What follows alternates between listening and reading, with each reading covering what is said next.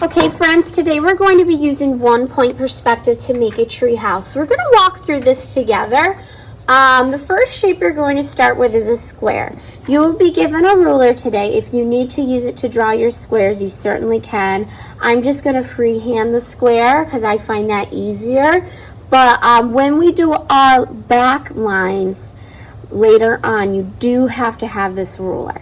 Now, some rulers in my art room have a rounded bottom. This one's not one of them. If you have a ruler like that, you want to make sure that you are using the flat side up against your paper.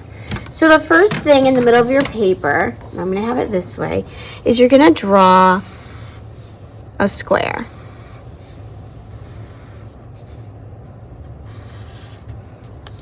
Okay, and then you're going to do a little dot in the upper corner of your paper, either corner, because that's going to be your vanishing point. That's where every line we draw to should always go to that dot, okay? You're going to start with the corner that's closest to the vanishing point, and it's always going to be the corner that matches the side you did. So I did the left-hand corner, so it's going to be my left-hand corner of my shape. I'm going to take my ruler and I want to line the ruler up so that the edge matches both the corner and the vanishing point. So you can see right now that edge here of my ruler, it's touching the corner, but it's not slicing through that vanishing point. So I need to kind of turn it like a clock, okay, until I get that. All right, perfect. Is it going through the point? Yes. Is it going through the corner? Yes. You're going to go up just a few inches, about an inch or two up, and then stop. You do not want to draw that line all the way. You're then going to go to the other corner and you're going to also take it. I like to do it so that line it up using this side so I can see the last line I did. If I do this, then I can't see how far I went out. So I take it and I line it up this way, slice through the corner and that vanishing point, and I'm going to draw a line. Now I want to try to keep them similar in length. So I'm going to stop to about where this one is. We're now going to do the back line, and the back line needs to be parallel with the front line. So my front line is straight because it's square. So I want to connect these in the back, but I want to make sure that my line is straight. So if you want to take your ruler and push it up like this until you get to the end of your shape, you can. Or you can just be very careful and try to eyeball it. All right. So if I had an eraser, that little extra piece, I went a little too far with one of my lines, I would erase it. But Ms. Plummer doesn't have an eraser on her marker, so I'm going to leave it. Now I'm going to do this corner. So again, try to keep it the same length. Line that edge up with that corner. Line this up with your vanishing point. And I'm going to try to keep it as long as the last two I did. Back corner has to be parallel with this line. So I'm going to take this ruler and I'm going to connect the two lines in the back using a straight line. Okay, if you have to erase any pieces, then that's fine. So we have our first shape down. Now we're going to do another shape that goes below this one. I don't need to draw, by the way, friends, a line from that corner because the front of the shape is blocking us from seeing the back. So you're only ever going to have to draw from 3 corners when you're drawing. So now I'm going to do about in the middle of that first shape, a line that comes down. And then I'm going to do a line that comes across. I'm going to have a line that comes across on the bottom edge of this shape that's about stops where that bottom line for this one is. And then I'm going to meet them.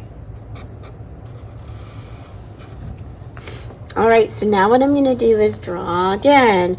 Find the closest corner. That would be this one.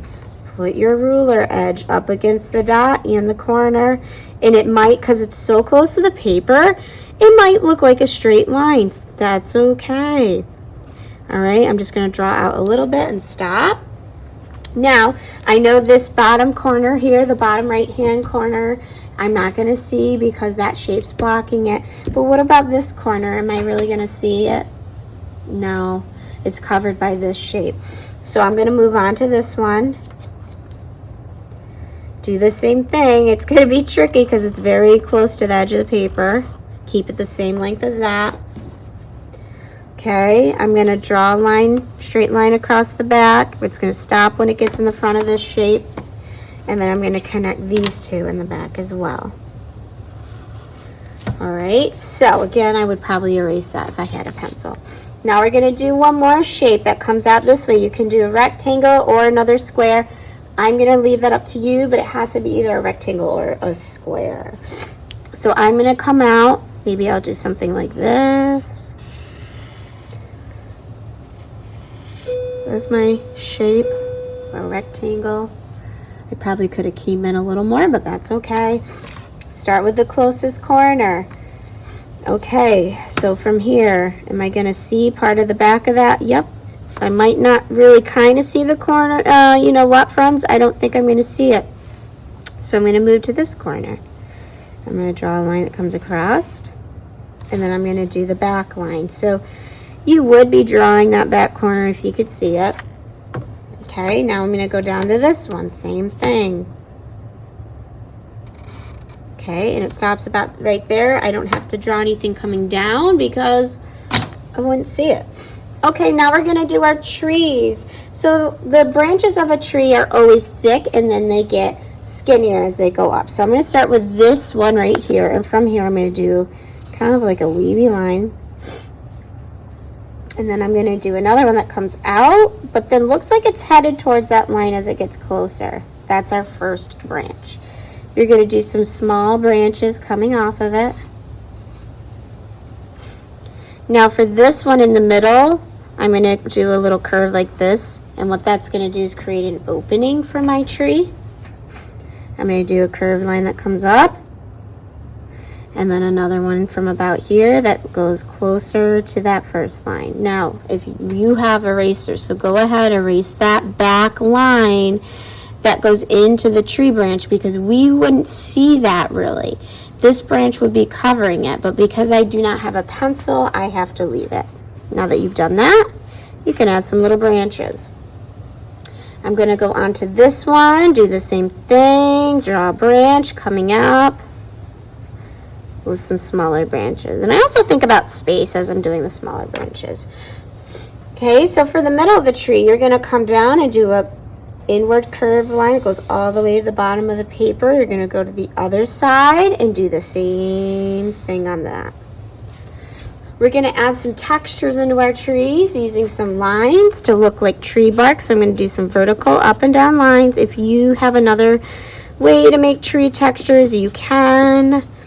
All right, friends, so now that I have my shapes done in the tree, I'm going to go ahead in and I'm going to start to add some windows and shapes. So with your windows, you want them to follow the direction of your building. So the front of them are flat, so I'm just going to go ahead. I'm going to also think about variety. So maybe this one I want a big window. And then here I've got some curved windows. So we're thinking about how we can make it interesting, add variety. Maybe here this is the entrance. So you got to think about how you're going to enter into it. So how am I going to get up to that tree house?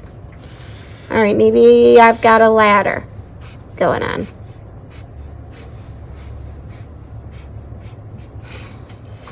I'm going to do a lot of windows in this one. Okay, then think about at the top. Do you have a swimming pool? Okay.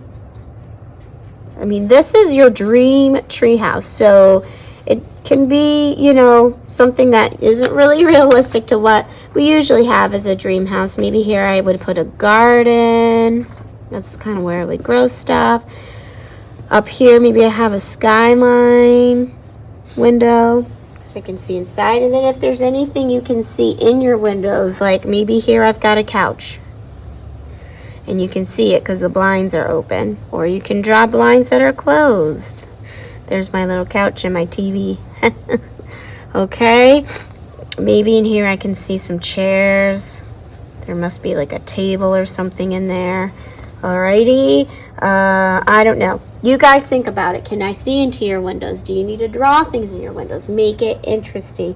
How are we going to get up to the treehouse? Are we using a rope? Is there different things? Are we using a slide? Is there a swing anywhere? So at this point, you're going to start to add your windows and all your other details in your work.